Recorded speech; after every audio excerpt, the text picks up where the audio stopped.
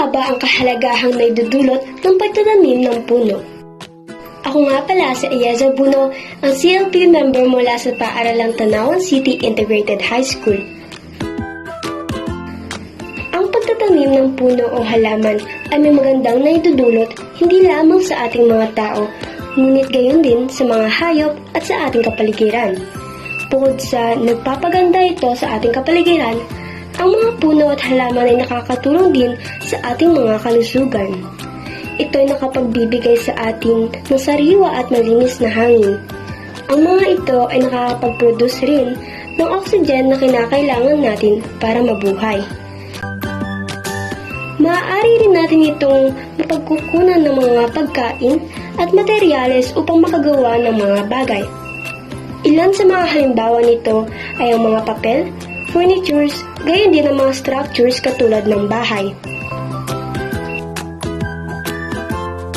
Ang mga puno ay nakapagbibigay rin ng silong sa mga hayop na walang tirahan.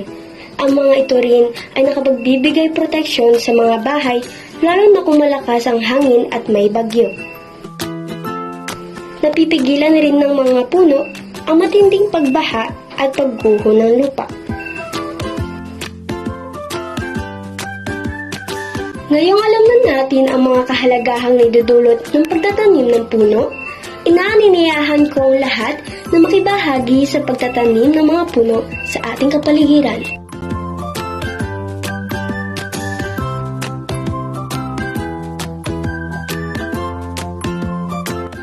Muli, ako si Ayeza. Tayo'y makiisa.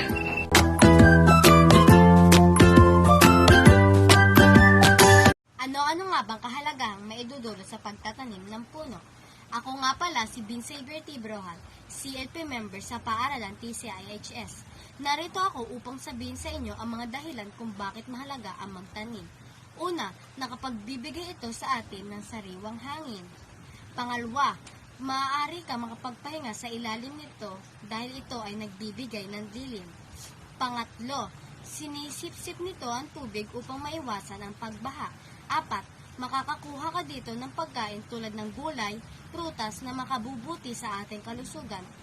Panglima, maaari ka ding makakuha ng mga panggawa ng bagay tulad ng papel, kabinet, lamesa at upuan. At ayon ang mga dahilan kung bakit mahalaga ang pagtatanim.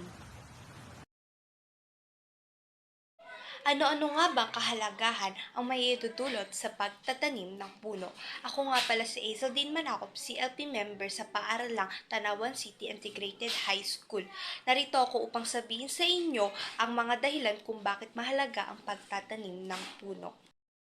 Una, ang puno ay nagbibigay sa atin ng sariwa at malinis na hangin. Pangalawa, ito ay nagbibigay sa atin ng lilim sa tuwing tayo ay nagpapahinga o naiinitan. Pangatlo, ito ay sumisipsip ng tubig ulan upang maiwasan ang pagbaha at pagkakaroon ng landslide o pagguho ng lupa. Pang-apat, nagbibigay ito ng mga materyales sa paggagawa ng bahay. At panglima, nagbibigay ito ng pagkain sa atin. Pang-anim naman ay ginagamit natin ito sa pang-araw-araw katulad ng lapis, papel at iba pang kagamitan.